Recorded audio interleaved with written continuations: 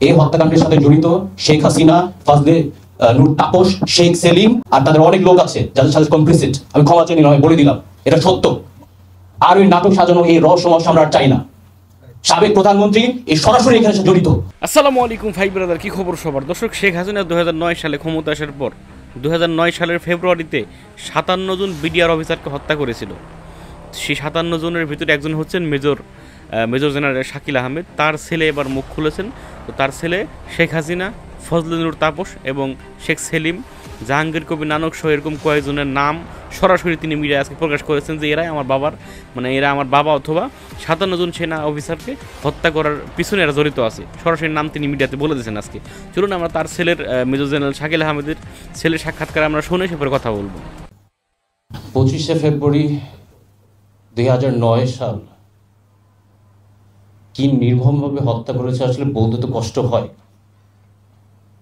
ড্রেনে আমাদের অফিসারদের লাশ ভেসে দিয়েছে, বডি মিউটিলেট করে দিয়েছে, ব্যান্ডেড দিয়ে খোঁচা দিয়ে শেষ করে দিয়েছে। আর বাবাকে কেমনে মারলো, আমার মার সাথে কি করছে।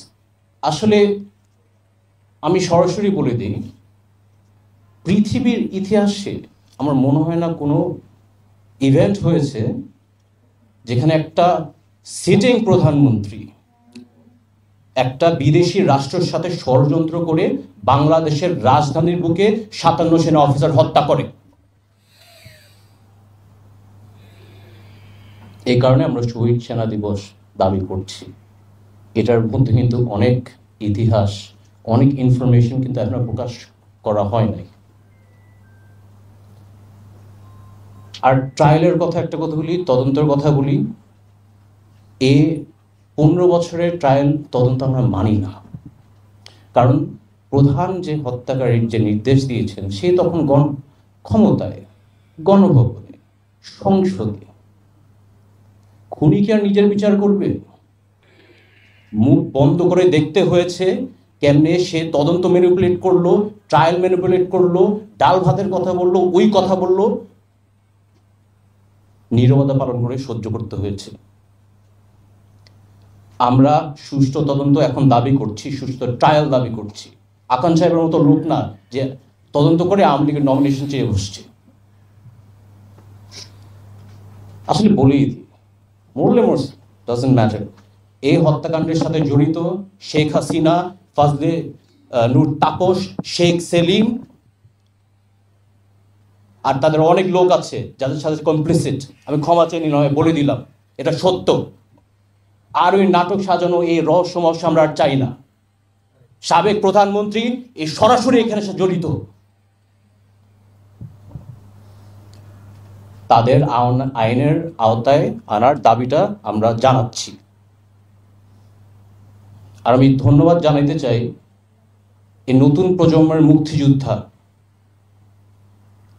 ছাত্র জনতা, যারা সাহস নিয়ে একটা স্বৈরাচারের হাত থেকে আমাদের মুক্তি করেছেন। আমি আন্দোলনে ছিলাম, আমি গর্ব করে বলতে পারি। এর থেকে আরো গর্ব জানেন কার করি? তীব্র সন অফ শহীদ লেফটেন্যান্ট কর্নেল রবি, যে শাহবাগের আন্দোলনে যে গুলি খেতে হচ্ছে, ওর বাবাকে হত্যা করে ফেললো, এখন ওর ছেলের গায়ে গুলি করবে। সেনাবাহিনীকে ধন্যবাদ জানাতে চাই, ছাত্র জনতার উপর গুলি না করে জনগণের পাশে ছিল। আমার আস্থা আছে যে সেনাবাহিনী দেশটাকে আগায় নিয়ে যাবে। এই কারেন্ট এবং গভর্নমেন্টের উপর আমরা আস্থা আছে। আমরা এখনো তো অবশ্যই বলতে পারছি না, বাট আমাদের আশ্বাস যে ওরা একটা সঠিক পদক্ষেপ গ্রহণ করবে। দর্শক, আপনারা এখানে দেখতে পেলেন এই ছেলেটি যখন তার বাবা মাকে হত্যা করা হয়, মেজর জেনারেল শাকিল এবং তার মা নাজিন আহমেদকে, এই কিন্তু তখন অনেক ছোটোই, কারণ আরও প্রায় 15 বছর আগের ঘটনা ভাই। তখন কিন্তু অনেক ছোটো সে। তো এখন তিনি 15 বছর পরে এসে মুখ খুলতেছেন। তিনি এখানে একটা কথা বললেন যে নিজে খুন করছে, নিজের খুনের বিচার কি নিজে করে নাকি কেউ। তো তিনি এখানে স্পষ্ট নাম ঘোষণা করে দিলেন যে আপনার শেখ হাসিনা, এরপরে শেখ হাসিনার যে ভাতিজা নাকি ফজলে নূর তাপস এবং শেখ সেলিম, এরাই জড়িত এই 57 জন বিডিআর অফিসার হত্যার পিছনে। যাই হোক দর্শক, কত কথা বলবো না, আপনারা আপনাদের মূল্যবান মতামত লিখে যাবেন কমেন্টে যে আসলে যদি এরা জড়িত থাকে তাহলে শেখ হাসিনা এখন ভারতে পালিয়ে রয়েছেন। তো তাকে কি সেখান থেকে আনা মানে পসিবল কিনা, এ নিয়ে শাস্তি দেওয়াটা আপনার মানে কতটা যুক্তিগত, মানে দিতে পারবে কিনা বাংলাদেশ সরকার বর্তমানের, আপনারা লিখে যাবেন কমেন্টে। আর ইতিমধ্যে আমাদের যারা সমন্বয়ক বলেন, আমাদের স্বরাষ্ট্র উপদেষ্টা সহ যারা আছেন বর্তমান দায়িত্বে আর কি, এরা স্পষ্ট করে বলে দিছেন যে ইলিশ তো দেওয়া হবেই না, ইলিশ তো কোনো রকম ভারতে যাবেই না। এরপরে শেখ হাসিনাকে সেখানে রাখার জন্য ভারতের সাথে আরও বাংলাদেশের সম্পর্ক তলানিতে চলে যাচ্ছে, খুব দ্রুত শেখ হাসিনাকে ভারত থেকে হটাতে হবে। মোদী সরকারকে এটা মানে স্পষ্ট বলে দিচ্ছে আমাদের বর্তমান যারা দেশের দায়িত্বশীল, তারা স্পষ্ট বলে দিয়েছে ভাই।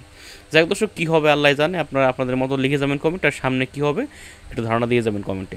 ভালো থাকবেন, সুস্থ থাকবেন, আর এরকম আরও ভিডিও পেতে আমাদের চ্যানেলটি সাবস্ক্রাইব করবেন। আসসালামু আলাইকুম।